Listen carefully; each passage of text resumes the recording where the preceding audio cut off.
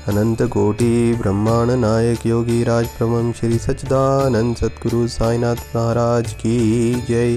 प्रिय भक्तों, अध्याय 18 और 19 को आज हम पढ़ेंगे, जिसमें श्री हेमांड पंथ पर बाबा की कृपा कैसे हुई, श्री साठे और श्रीमती देशमुख की कथा, उत्तम विचारों को प्रोत्साहन, उपदेश में नवीनता, निंदा संबंधी उपदेश और परिश्रम के लिए मजदूरी आदि का वर्णन किया गया है।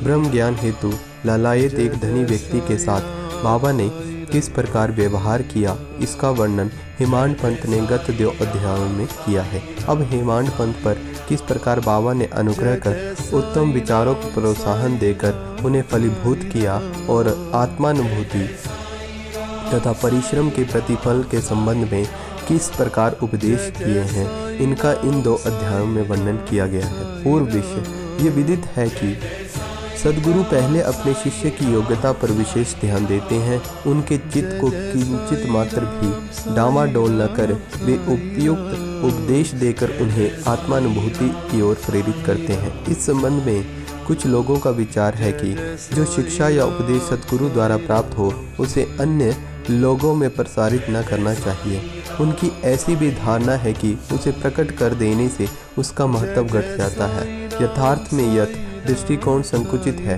सद्गुरु तो वर्षा ऋतु में मेघ सदृश हैं और जो सर्वथा एक समान बरसते हैं, अर्थात वे अपने अमृत तुल्य उपदेशों को विस्तृत क्षेत्र में प्रसारित करते हैं। प्रथमतः उनके सारांश को ग्रहण कर आत्मसात कर लें तथा फिर संकीर्णता से रहित होकर अन्य लोगों में प्रचार करें। यह नियम जागृत और स्वप्न दोनों अवस्थाओं में प्राप्त उपदेश के लिए है। उदाहरणार्थ बुद्ध कौशिक ऋषि ने स्वप्न में प्राप्त प्रसिद्ध राम रक्षा स्त्रोत साधारण जनता के हितार्थ प्रकट कर दिया था। जिस प्रकार एक दयालु माता बालक के उपचारार्थ कड़वी औषधि को बलपूर्वक प्रयोग करती है, उसी प्रकार श्री साईं बाबा भी अपने भक्तों के कल्याणार्थ ही उपदेश दिया करते थे। वे अपनी पद्धति गुप्त न रहकर पूर्ण स्पष्टता को ही अधिक महत्व देते थे। इसी कारण जिन भक्तों ने उन्हें उपदेश का पूर्णतः पालन किया, वे अपने ध्येय की प्राप्ति में सफल हुए। श्री साईं बाबा जैसे सद्गुरु ही ज्ञान चक्षुओं को खोलकर आत्मा की द्वैतता को अनुभव देने में समर्थ है। विषय वासनाओं से आसक्ति रहित कर वे भक्तों की इच्छाओं को पूर्ण कर देते हैं, जिसके फलस्वरूप ही ज्ञान तथा वैराग्य प्राप्त होकर ज्ञान की उत्तरोत्तर उन्नति होती रहती है। ये सब केवल उसी समय संभव है जब हमें सद्गुरु का सानिध्य प्राप्त हो तथा सेवा के पश्चात हम उनके प्रेम को प्राप्त कर सकें। तभी भगवान भी, जो भक्त काम कल्पतरु हैं, हमारी सहायतार्थ आ जाते हैं। वे हमें कष्टों तथा दुखों से मुक्त कर सुखी बना देते हैं। ये सब प्रगति केवल सद्गुरु की कृपा से ही संभव है, जो कि स्वयं ईश्वर के प्रतीक है। इसीलिए हमें सद्गुरु की खोज में सदैव रहना चाहिए। अब हम मुख्य विषय की ओर आते हैं। श्री साठे, एक महानुभाव का नाम श्री साठे था। कारफट के शासनकाल में कई वर्ष पूर्व उन्हें कुछ ख्याति प्राप्त हो चुकी थी। इस शासन का बम्बई के गवर्नर लॉर्ड रे ने दमन कर दिया था। श्री साठे को व्यापार में अधिक हानि हुई और परिस्थितियां प्रतिकूल होने के कारण उन्हें बड़ा धक्का लगा। वे अत्यंत दुखित तथा निराश हो गए और अशांत होने के कारण उन्हें घर छोड़कर किसी एकांत स्थान में वास करने का विचार करने लगे। बहुधा मनुष्य को ईश्वर की स्मृति आपत्ति काल तथा दुर्दिनों में ही आती थी। उनका विश्वास भी ईश्वर की ओर ऐसे ही समय में बढ़ जाता था। तभी वे कष्टों के निवारणार्थ उनसे प्रार्थना करने लगते थे। यदि उनके पाप कर्म शेष न रहे तो भगवान भी उनकी भेंट किसी संत से करा देते थे, जो उनके कल्याणार्थ ही उचित मार्ग का निर्देश कर देते थे। ऐसे ही श्री साठे के साथ भी हुआ। उनके एक मित्र ने उन्हें शिरडी जाने की सलाह दी, जहां मन की शांति प्राप्त करने तथा इच्छा पूर्ति के निमित्त देश के कोनों कोनों से लोगों के झुंड आ रहे थे और उन्हें ये विचार अति रुचिकर प्रतीत हुआ। फिर सन 1917 में वे शिरडी गए। बाबा के सनातन पूर्ण ब्रह्म द्वितीयमान तथा निर्मल तथा विशुद्ध स्वरूप के दर्शन कर उनके मन की व्यग्रता नष्ट हो गई और उनका चित्त शांत तथा स्थिर हो गया। उन्होंने सोचा कि गत जन्मों के संचित शुभ कर्मों के फलस्वरूप ही आज मैं श्री साईं बाबा के पवित्र चरणों तक पहुंचने में समर्थ हो चुका हूं। श्री साठे दृढ़ संकल्प के व्यक्ति थे, इसलिए उन्होंने शीघ्र ही गुरु चरित्र का पारायण शुरू कर दिया। अब एक सप्ताह में ही चरित्र की प्रथम आवृत्ति समाप्त हो गई। तब बाबा ने उन्हें रात्रि को स्वप्न दे दिया, जो इस प्रकार है। बाबा अपने हाथों में चरित्र लिए हुए हैं और श्री साठे को कोई विषय समझा रहे हैं तथा श्री साठे सम्मुख बैठे ध्यान पूर्वक स्मरण कर रहे हैं। जब उनकी निद्रा भंग हुई तो स्वप्न का स्मरण कर वे बहुत ही प्रसन्न हुए। उन्होंने विचार किया कि ये बाबा की अत्यंत कृपा है, जो इस प्रकार अचेतना व्यवस्था में भी पड़े हुए को जागृत कर उन्होंने गुरु चरित्र का अमृत पान करने का अवसर प्रदान किया है। उन्होंने ये स्वप्न श्री काका साहेब दीक्षित को सुनाया और श्री साईं बाबा के पास प्रार्थना करने को कहा। इसका यथार्थ अर्थ क्या है और क्या एक सप्ताह का पारायण मेरे लिए पर्याप्त है अथवा उसे पुनः शुरू कर देना चाहिए? श्री काका साहेब दीक्षित ने उचित अवसर पाकर बाबा से पूछा कि हे देव, उस दृष्टांत से आपने श्री साठे को क्या उपदेश दिया है? क्या वे पारायण सप्ताह स्थगित कर दें? वे एक सरल हृदय भक्त हैं, इसीलिए उनकी मनोकामना आप पूर्ण करें और हे देव, कृपा कर उन्हें इस स्वप्न का यथार्थ अर्थ भी समझा दीजिए। तब बाबा बोले कि उन्हें गुरु चरित्र का एक सप्ताह पारायण करना उचित है। यदि वे ध्यान पूर्वक पाठ करेंगे तो उनका चित्त शुद्ध हो जाएगा और शीघ्र ही कल्याण होगा। ईश्वर भी प्रसन्न होकर उन्हें भव बंधन से मुक्त कर देंगे। इस अवसर पर श्री हेमांड पंत भी वह उपस्थित थे और बाबा के चरण कमलों की सेवा कर रहे थे। बाबा के वचन सुनकर उन्हें विचार आया कि श्री साठे को केवल सप्ताह के पारायण से ही मनोवांछित फल की प्राप्ति हो जाएगी, जबकि मैं गत 40 वर्षों से गुरु चरित्र का पारायण कर रहा हूँ, जिसका परिणाम अब तक ना निकला। उनका केवल 7 दिनों का शिरडी निवास सफल हुआ और मेरे गत 7 वर्ष का सहवास क्या व्यर्थ हो गया है? चातक पक्षी के समान मैं सदा उस कृपा घन की राह देख करता हूँ, जो मेरे ऊपर अमृत वर्षण करें। वे कब मुझे अपने उपदेश देने की कृपा करेंगे? मेरा विचार उनके मस्तिष्क में आया ही था कि बाबा को सब ज्ञात हो गया। ऐसे भक्तों ने सदैव ही अनुभव किया है कि उनके समस्त विचारों को जानकर बाबा तुरंत कुविचारों का दमन कर उत्तम विचारों को प्रोत्साहित करते हैं। हेमांड पंत का ऐसा विचार जानकर बाबा ने तुरंत आज्ञा दी कि श्यामा के यहाँ जाओ, कुछ समय उनसे वार्तालाप करो और 15 रुपये दक्षिणा ले आओ। बाबा को दया आ गई थी, इसी कारण उन्होंने ऐसी आज्ञा दी थी। उनकी अवज्ञा करने का साहस भी किसे था? श्री हेमांड पंत शीघ्र ही श्यामा के घर पहुंचे। इस समय पर श्यामा स्नान कर धोती पहन रहे थे। उन्होंने बाहर आकर हेमांड पंत से पूछा कि आप यहाँ कैसे?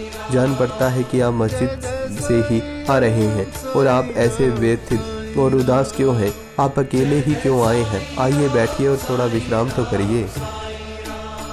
जब तक मैं पूजनादि से निवृत्त हो जाऊं, तब तक आप कृपा करके पान आदि ले लें। इसके पश्चात ही हम और आप सुखपूर्वक वार्तालाप करेंगे। ऐसा कहकर वे भीतर चले गए और दालन में बैठे बैठे हेमांड पंत की दृष्टि में अचानक खिड़की पर रखी नाथ भागवत पर पड़ी। नाथ भागवत श्री एकनाथ द्वारा महाभागवत थी, जिसमें वे स्कंद पर मराठी भाषा में की हुई एक टीका है। श्री साईं बाबा की आज्ञा अनुसार श्री बापू साहेब जोग और काका साहेब दीक्षित शिरडी में नित्य भगवत गीता का मराठी टीका सहित, जिसका नाम भावार्थ दीपिका व ज्ञानेश्वरी है, और एकनाथ का महान ग्रंथ भावार्थ रामायण का पठन किया करते थे। जब भक्तगण बाबा से कोई प्रश्न पूछने आते तो वे कभी आंशिक उत्तर देते, तो कभी उनको उपयुक्त भागवत और प्रमुख ग्रंथों का श्रवण करने को कहते थे, जिन्हें सुनने पर भक्तों को अपने प्रश्नों के पूर्णता संतोषप्रद उत्तर प्राप्त हो जाते थे। श्री हेमांड पंत भी नित्य प्रति नाथ भागवत के कुछ अंशों का पाठ किया करते थे। आज प्रातः मस्जिद को जाते समय कुछ भक्तों के सत्संग के कारण उन्हें नित्य नियमानुसार पाठ अधूरा छोड़ दिया था।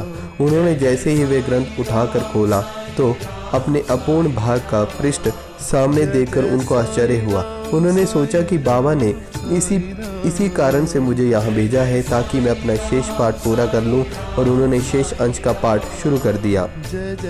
पाठ पूर्ण होते ही श्यामा बाहर आए। दोनों ने वार्तालाप होने लग पड़ा।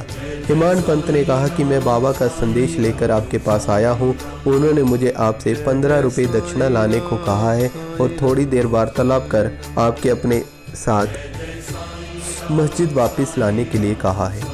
श्यामा आश्चर्य से बोले कि मेरे पास तो एक फूटी कौड़ी भी नहीं है, इसीलिए आप रुपये के बदले दक्षिणा में मेरे 15 नमस्कार ही ले जाओ।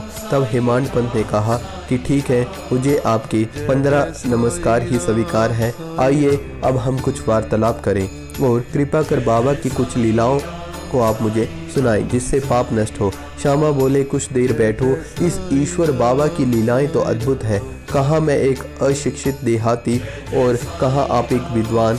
जहाँ यहाँ आने के पश्चात तो आप बाबा की अनेक लीलाएं स्वयं देख चुके हैं, जिनका अब मैं आपके समक्ष कैसे वर्णन कर सकता हूँ। अच्छा, ये पान सुपारी तो खाओ और तब तक मैं कपड़े पहन लूँ। थोड़ी देर श्यामा बाहर आए और फिर दोनों में इस प्रकार वार्तालाप होने लगी। श्यामा बोली, इस परमेश्वर बाबा की लीलाएं अगाध हैं जिसका कोई पार नहीं। वे तो लीलाओं से अलिप्त रहकर सदैव विनोद किया करते हैं। इसे हम अज्ञानी जीव क्या समझ सके। बाबा स्वयं ही क्यों नहीं कहते, आप सरीखे विद्वान को तो मुझ जैसे मूर्ख के पास क्यों भेजा। उनकी कार्य प्रणाली की कल्पना के परे है। मैं तो इस विषय में इतना ही कह सकता हूँ कि वे लौकिक नहीं है। इस भूमिका के साथ साथ श्यामा ने कहा कि अब मुझे एक स्मृति हो आई है जिसे मैं व्यक्तिगत रूप से जानता हूँ। जैसी भक्त की निष्ठा और भाव होते हैं, बाबा की भी उसी प्रकार उनकी सहायता करते हैं। कभी कभी तो बाबा भक्ति की कठिन परीक्षा लेकर ही उसे उपदेश दिया करते हैं। उपदेश शब्द सुनकर साठे के गुरु चरित्र पारायण की घटना का तत्काल ही स्मरण करके हेमाड पंत को रोमांच हो आया। उन्होंने सोचा कि कदाचित बाबा ने मेरे चित्त की चंचलता नष्ट करने के लिए मुझे यहाँ भेजा है। फिर भी वे अपने विचार प्रकट न कर श्यामा की कथा को ध्यानपूर्वक सुनने लगे और उन सब कथाओं का सार केवल यही था कि अपने भक्तों के प्रति बाबा के मन में कितना दया और स्नेह है। इन कथाओं को श्रवण कर हेमाड पंत को आंतरिक उल्लास का अनुभव होने लगा। तब श्यामा ने नीचे लिखी कथा कही। श्रीमती राधाबाई देशमुख। एक समय एक वृद्धा श्रीमती राधाबाई, जो खाशाबा देशमुख की माँ थी, बाबा की कीर्ति सुनकर संगमनेर के लोगों के साथ शिरडी आई। बाबा के श्री दर्शन कर उन्हें अत्यंत प्रसन्नता हुई। श्री साईं चरणों में उनकी अटल श्रद्धा थी, इसीलिए उन्होंने ये निश्चय किया कि जैसे भी हो बाबा को अपना गुरु बनाकर उनसे उपदेश ग्रहण किया जाए। आमरण अनशन का दृढ़ निश्चय कर अपने विश्राम गृह में आकर उन्होंने अन्न जल त्याग दिया और इस प्रकार 3 दिन व्यतीत हो गए। माधवराव देशपांडे इस वृद्धा की अग्नि परीक्षा से बिल्कुल भयभीत हो गए। बाबा से प्रार्थना करने लगे कि हे देवा, आपने अब ये क्या शुरू कर दिया है।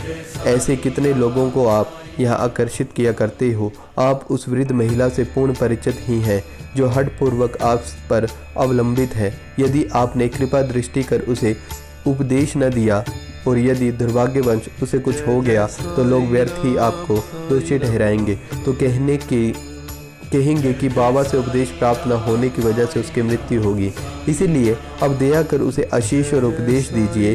वृद्धा का ऐसा दृढ़ निश्चय देखकर बाबा ने उसे अपने पास बुलाया और मधुर उपदेश देकर उसकी मनोवृत्ति परिवर्तित कर कहा कि हे माता, क्यों व्यर्थ में ही तुम यातना सहन कर मृत्यु को आलिंगन करना चाहती हो। तुम मेरी माँ और मैं तुम्हारा बेटा। तुम मुझ पर दया करो और जो कुछ मैं कहूँ उसे ध्यानपूर्वक सुनो। मैं अपनी स्वयं की कथा तुमसे कहता हूँ, यदि तुम उसे ध्यानपूर्वक श्रवण करोगी तो तुम्हें अवश्य परम शांति प्राप्त होगी। मेरे एक गुरु जो बड़े ही सिद्ध पुरुष थे, मुझ पर बड़े ही दयालु थे। दीर्घ काल तक मैं उनसे कभी भी अलग भी नहीं होना चाहता था। मेरी प्रबल तथा उत्कंठा थी कि उनकी सेवा कर जिस प्रकार भी संभव हो मंत्र प्राप्त करूं, परंतु उनकी रीति न्यारी ही थी। उन्होंने पहले मेरे मुंडन कर मुझसे 2 पैसे दक्षिणा में मांगे, जो मैं तुरंत ही दे दिए। यदि तुम प्रश्न करो कि मेरे गुरु जब पूर्ण निष्काम थे तो उन्हें पैसे मांगना क्या शोभनीय था, और फिर उन्होंने विरक्त भी कैसे कहा जा सकता है, इसका उत्तर केवल यही है कि वे कंचन को ठुकराया करते थे, क्योंकि उन्हें उसकी स्वप्न में भी आवश्यकता नहीं थी। उन 2 पैसों का अर्थ था दृढ़ निश्चय तथा धैर्य। जब मैंने ये 2 वस्तुएं उन्हें अर्पित कर दी तो वे अत्यंत प्रसन्न हुए। मैंने 12 वर्ष उनके श्री चरणों की सेवा में ही व्यतीत किए। उन्होंने ही मेरी भरण पोषण किया, अतः मुझे भोजन तथा वस्त्रों का कोई अभाव न था। वे प्रेम की मूर्ति थे, अथवा यूँ कहा कि वे प्रेम के साक्षात अवतार थे। मैं उनका वर्णन ही कैसे कर सकता हूँ, क्योंकि उनका तो मुझ पर अधिक स्नेह था और उनके समान कोई बिरला ही गुरु मिलेगा। जब मैं उनकी ओर निहारता तो मुझे ऐसा प्रतीत होता था कि वे गंभीर मुद्रा में ध्यान मगन हैं, और तब हम दोनों आनंदित हो जाते थे। 8 पहर में एकटक उनके ही श्रीमुख की ओर निहारा करता था। मैं भूख और प्यास की सुध बुध खो बैठा था। उनके दर्शनों के बिना मैं अशांत हो उठता था। गुरु सेवा की चिंता के अतिरिक्त मेरे लिए कोई भी चिंतनीय विषय या पदार्थ नहीं था। मुझे तो सदैव उन्हीं का ध्यान रहता था, अतः मेरे मन उनके चरण कमलों में लीन हो गया। यह हुआ 1 पैसे की दक्षिणा। धैर्य है दूसरा पैसा। मैं धैर्य पूर्वक बहुत काल तक प्रतीक्षा कर गुरु सेवा करता रहा। यही धैर्य तुम्हें भी भवसागर से पार उतार देगा। धैर्य ही मनुष्य में मनुष्य तब है। धैर्य धारण करने से समस्त पाप तथा मोह नष्ट होकर उनके हर प्रकार के संकट दूर तथा भय जाता रहता है। इसी प्रकार तुम्हें भी अपने ध्येय की प्राप्ति हो जाएगी। धैर्य तो गुणों की खदान तथा उत्तम विचारों की जननी है। निष्ठा और धैर्य 2 जुड़वा बहनों के ही समान है, जिनमें परस्पर प्रगाढ़ तथा प्रेम है। मेरे गुरु मुझसे किसी भी वस्तु की आकांक्षा न रखते थे। उन्होंने कभी भी मेरी उपेक्षा न की, वरना सदैव रक्षा करते रहे।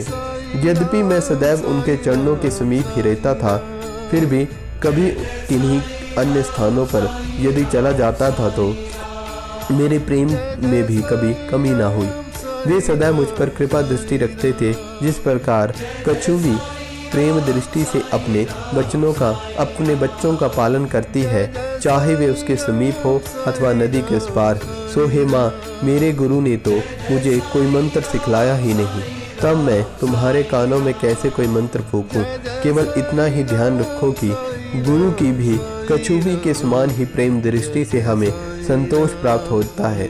इस कारण व्यर्थ में किसी से उपदेश प्राप्त करने का प्रयत्न न करो। मुझे ही अपने विचारों तथा कर्मों का मुख्य देव बना लो, और तब तुम्हें निसंदेह ही परमार्थ की प्राप्ति हो जाएगी। मेरी ओर अन्य भाव से देखो तो मैं भी तुम्हारे ओर वैसे ही देखूंगा। इस मस्जिद में बैठकर मैं सत्य ही बोलूँगा। किन्हीं साधनाओं और शास्त्रों के अध्ययन की आवश्यकता नहीं है, वरना केवल गुरु पे विश्वास ही पर्याप्त है। पूर्ण विश्वास रखो, गुरु ही करता है। वो धन्य है जो गुरु की महानता से परिचित हो। उसे हर तथा ब्रह्म का अवतार समझा जाता है। इस प्रकार समझाने से वृद्ध महिला को सांत्वना मिली और उसने बाबा को नमन कर अपना उपवास त्याग दिया। ये कथा पूर्वक ध्यान पूर्वक एकाग्रता से श्रवण कर तथा उसके उपयुक्त अर्थ पर विचार कर हिमान पंत को बड़ा ही आश्चर्य हुआ। उनका हृदय भर आया और उन्हें रोमांच हो उठा। अत्यंत आनंद विभोर हो जाने से उनका कंठ रुंध गया और वे मुख से एक शब्द भी न बोल सके। उनकी ऐसी स्थिति देखकर श्यामा ने पूछा कि आप ऐसे स्तब्ध क्यों हो गए हैं, बात क्या है? बाबा की तो इस प्रकार की लीलाएं अगणित हैं, जिनका वर्णन मैं किस मुख से करूं। ठीक इसी समय मस्जिद में घंटानाद होने लगा, जो कि मध्याह्न पूजन तथा आरती के आरंभ का घोतक था। तब श्यामा और हेमान पंत भी शीघ्र ही मस्जिद की ओर चले। बापू साहेब जोग ने पूजन शुरू कर दिया था। स्त्रियां मस्जिद में ऊपर खड़ी थी, पुरुष वर्ग नीचे मंडप में। सब उच्च स्वर में वादों के साथ आरती गा रहे थे। तभी हेमान पंत का हाथ पकड़े हुए श्यामा भी ऊपर पहुंचे। वे बाबा के दाहिनी ओर तथा हेमान पर बाबा के सामने बैठ गए। उन्हें देखकर बाबा ने श्यामा से लाई हुई दक्षिणा देने को कहा। तब हेमांड पंत ने उत्तर दिया कि रुपयों के बदले श्यामा ने मेरे द्वारा अपने 15 नमस्कार भेजे हैं, स्वयं ही यहाँ आकर उपस्थित हो गए हैं। बाबा ने कहा, अच्छा ठीक है, तो अब मुझे यह बतलाओ कि तुम दोनों में आपस में किस विषय पर वार्तालाप हुआ। तब घंटे, ढोल और सामूहिक गान की ध्वनि की चिंता न करते हुए हेमांड पंत उत्कंठा पूर्वक उन्हें वार्तालाप सुनाने लगे। बाबा भी सुनने की अति उत्सुक थे, क्योंकि वे तकिया छोड़कर थोड़े आगे झुक गए। हेमांड पंत ने कहा कि वार्तालाप अति सुखदायी था, विशेषकर उस वृद्ध महिला की कथा जो ऐसे अद्भुत थी कि जिसे श्रवण कर मुझे तुरंत ही विचार आया कि आपकी लीलाएं अगाध हैं और इस कथा की ही ओट में आपने मुझ पर विशेष कृपा की है। तब बाबा ने कहा कि वे तो बहुत ही आश्चर्यपूर्ण है। अब मेरी तुम पर कृपा कैसे हुई, इसका पूर्ण विवरण सुनाओ। कुछ काल पूर्व सुनो वार्तालाप जो उनके हृदय पटल अंकित हो चुका था, वे सब उन्होंने बाबा को सुना दिया। वार्ता सुनकर बाबा को अति प्रसन्न हो गए और कहने लगे कि क्या कथा से प्रभावित होकर उसका अर्थ भी तुम्हारी समझ में आया है। तब हेमांड पंत ने उत्तर दिया, हाँ बाबा, आया तो है, उससे मेरे चित्त की चंचलता नष्ट हो गई है। अब यथार्थ में मैं वास्तविक शांति और सुख का अनुभव कर रहा हूँ और मुझे सत्य मार्ग का पता चल गया है। तब बाबा बोले, सुनो, मेरी पद्धति भी अद्वितीय है। यदि इस कथा का स्मरण रखोगे तो यह बहुत ही उपयोगी सिद्ध होगी। आत्मज्ञान प्राप्त करने के लिए ध्यान अत्यंत आवश्यक है। यदि तुम इसका निरंतर अभ्यास करते रहोगे तो कुप्रवृत्तियां शांत हो जाएंगी और तुम्हें आसक्ति रहित होकर सदैव ईश्वर का ध्यान करना चाहिए, जो सर्व प्राणियों में व्याप्त है। और जब इस प्रकार मन एकाग्र हो जाएगा तो तुम्हें ध्येय की प्राप्ति भी हो जाएगी। मेरे निराकार सच्चिदानंद स्वरूप का ध्यान करो और जैसे कि तुम मुझे दिन रात यहाँ देखते हो, इस प्रकार तुम्हारी वृत्तियां केंद्रित हो जाएंगी और ध्यान तथा ध्येय का प्रतकर्तव्य नष्ट हो। ध्यायता चैतन्य से एकत्व को प्राप्त कर ब्रह्म के साथ अभिन्न हो जाएगा। कछुवी नदी के इस किनारे पर रहती है और उसके बच्चे दूसरे किनारे पर। न वह उन्हें दूध पिलाती है और न वह हृदय से लगाकर रखती है, वह न केवल उसकी प्रेम दृष्टि से ही उनका भरण पोषण हो जाता है। छोटे बच्चे भी कुछ न कुछ करके केवल अपनी माँ का ही स्मरण करते रहते हैं। उन छोटे छोटे बच्चों पर कछुवी की केवल दृष्टि से ही उन्हें अमृत तुल्य आहार तथा आनंद प्रदान करती है। ऐसे ही गुरु और शिष्य का भी संबंध है। बाबा ने यह अंतिम शब्द कहे ही थे कि आरती समाप्त होगी और सबने उच्च स्वर में श्री सच्चिदानंद सद्गुरु साईनाथ महाराज बोला। प्रिय पाठकों, कल्पना करो कि हम सब भी इस समय उसी भीड़ और जय जयकार में सम्मिलित हैं। आरती समाप्त होने पर प्रसाद का वितरण हुआ। बापू साहेब जोग हमेशा की तरह आगे बढ़े और बाबा को नमस्कार कर मुट्ठी भर मिश्री का प्रसाद बाबा को दिया। यह मिश्री हेमांड पंत को देकर वे बोले कि तभी तुम इस कथा को अच्छी तरह से सदैव स्मरण रखोगे तो तुम्हारी भी स्थिति इस मिश्री के समान मधुर होकर समस्त इच्छाएं पूर्ण हो जाएंगी और तुम सुखी हो जाओगे। हेमांड पंत ने बाबा को साष्टांग प्रणाम किया और स्तुति की कि प्रभु इसी प्रकार दया कर सदैव मेरी रक्षा करते रहो। तब बाबा ने आशीर्वाद देकर कहा कि इन कथाओं का श्रवण कर नित्य मनन तथा निधि ध्यान सन कर तत्व ग्रहण करो, तब तुम्हें ईश्वर का सदा स्मरण तथा ध्यान बना रहेगा और वह स्वयं तुम्हारे समक्ष अपने स्वरूप को प्रकट कर देंगे। प्यारे पाठकों, हेमांड पंत को उस समय मिश्री का प्रसाद भली भांति मिला और आज हमें इस कथा अमृत के पान करने का अवसर प्राप्त हुआ। आओ हम भी उस कथा का मनन करें तथा उसका सार ग्रहण कर बाबा की कृपा से स्वस्थ और सुखी हो जाएं। 19वें अध्याय के अंत में हेमांड पंत ने कुछ और विषयों का वर्णन किया है जो यहाँ दिए जाते हैं। अपने बर्ताव के संबंध में बाबा के उपदेश। नीचे दिए गए अमूल्य वचन सर्वसाधारण भक्तों के लिए हैं और यदि उन्हें ध्यान में रखकर आचरण में लाया जाए तो सदैव ही कल्याण होगा। जब तक किसी से कोई पूर्व नाता या संबंध ना हो तब तक कोई किसी के समीप नहीं जाता है। यदि कोई मनुष्य या प्राणी तुम्हारे समीप आए तो उसे घृणा से न ठुकराओ, उसका स्वागत कर आदर पूर्वक बर्ताव करो। यदि त्रिषित को जल क्षुधा पीड़ित को भोजन, नंगे को वस्त्र, आगंतुक को अपना दालान, विश्राम करने को दोगे तो भगवान श्री हरि तुमसे निसंदेह प्रसन्न होंगे। यदि कोई तुमसे द्रव्य याचना करे और तुम्हारी इच्छा देने की ना हो तो ना दो, परंतु उसके साथ अभद्र व्यवहार भी ना करो। तुम्हारी कोई भी कितनी निंदा क्यों ना करे, फिर भी कटु उत्तर देकर तुम उस पर क्रोध ना करो। यदि इस प्रकार ऐसे प्रसंगों से सदैव बचते रहेंगे तो ये निश्चित है कि तुम सुखी रहोगे। संसार चाहे उलट पलट हो जाए, परंतु तुम्हें स्थिर रहना चाहिए। सदा अपने स्थान पर दृढ़ रहकर गतिमान दृश्य को शांति पूर्वक देखो। एक को दूसरे से अलग रखने वाले भेद की दीवार को नष्ट करो, जिससे अपना मिलन पथ सुगम हो जाए। द्वैत भाव ही भेद वृत्ति है जो शिष्य को अपने गुरु से पृथक कर देती है। इसीलिए जब तक इसका नाश न हो जाए तब तक अभिन्नता प्राप्त करना संभव नहीं है। अल्लाह मालिक अर्थात ईश्वर ही सर्वशक्तिमान है और उसके सिवा अन्य कोई संरक्षण करता ही नहीं है। उनकी कार्य प्रणाली अलौकिक, अनमोल तथा कल्पना से परे है। उनकी इच्छा से ही सब कार्य होते हैं। वे ही मार्ग प्रदर्शन कर सभी इच्छाएं पूर्ण करते हैं। ऋणानुबंध के कारण ही हमारा समागम होता है। इसलिए हमें परस्पर प्रेम कर एक दूसरे की सेवा कर सदैव संतुष्ट रहना चाहिए। जिसने अपने जीवन का ध्येय पा लिया है वही धन्य तथा सुखी है। दूसरे तो केवल कहने को ही है, जब तक प्राण है तब तक जीवित है। उत्तम विचारों का प्रोत्साहन। ये ध्यान देने योग्य बात है कि श्री साईं बाबा सदैव उत्तम विचारों को प्रोत्साहन दिया करते थे। इसीलिए यदि हम प्रेम तथा भक्ति पूर्वक अनन्य भाव से उनकी शरण में जाएंगे तो हमें अनुभव हो जाएगा कि वे अनेक अवसरों पर हमें किस प्रकार सहायता पहुंचाते हैं। किसी संत का कथन है कि यदि प्रातःकाल तुम्हारे हृदय में कोई उत्तम विचार उत्पन्न हो और यदि तुम उसका स्मरण दिन भर करो तो वे तुम्हारा विवेक अत्यंत विकसित तथा चित्त प्रसन्न कर देगा। श्री हेमांड पंत भी इसका अनुभव करना चाहते थे।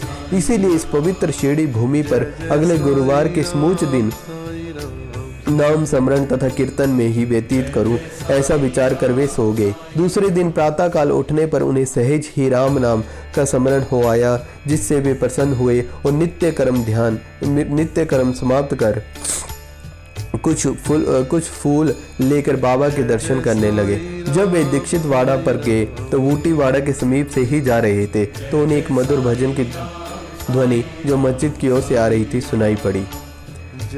एक नाथ का भजन औरंगाबाद कर मधुर लय पूर्वक बाबा के समक्ष गा रहे थे।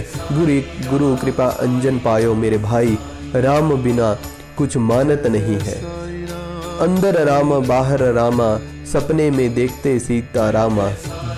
जागत रामा सोबत रामा, जहाँ देखे वहीं पूरन कामा। एक जनार्दनी अनुभव नीका, जहाँ देखे वहाँ राम सरीखा।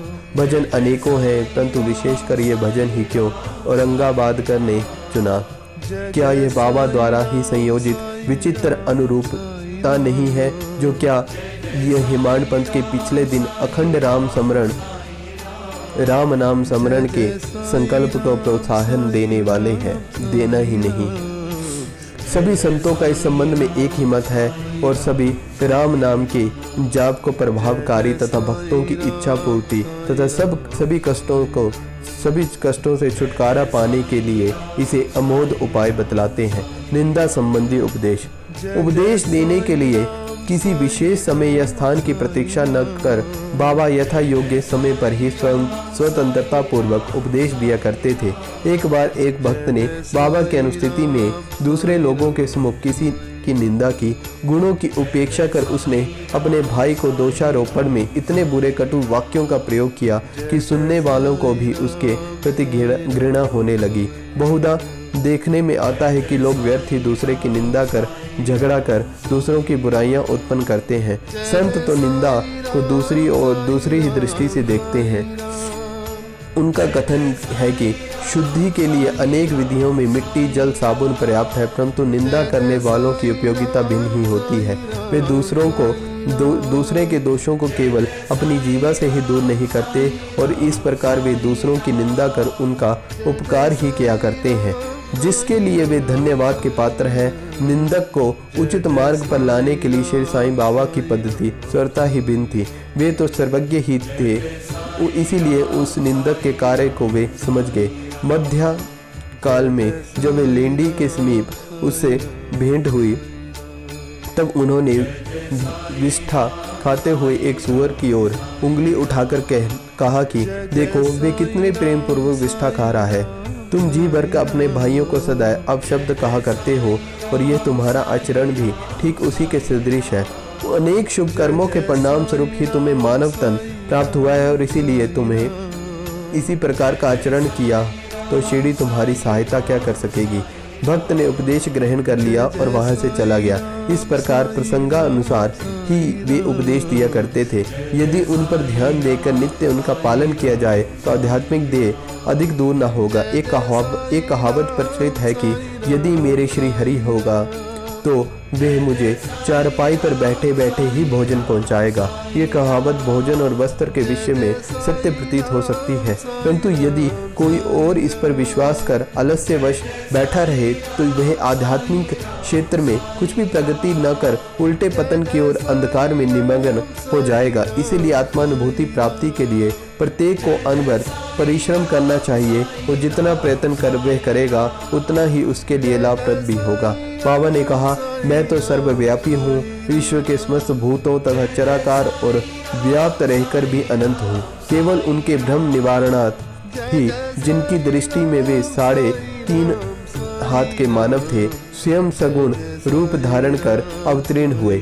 इसीलिए जो भक्त अनन्य भाव से उनकी शरण आए, जिन्होंने दिन रात उनका ध्यान किया, उन्हें उनसे अभिन्नता प्राप्त हुई। जिस प्रकार की माधुर्य तथा मिश्री लहर और समुद्र तथा नेत्र और कांति में अभिन्नता हुआ करती है, जो आवागमन के चक्कर से मुक्त होना चाहे वे शांत और स्थिर होकर अपना धार्मिक जीवन व्यतीत करें।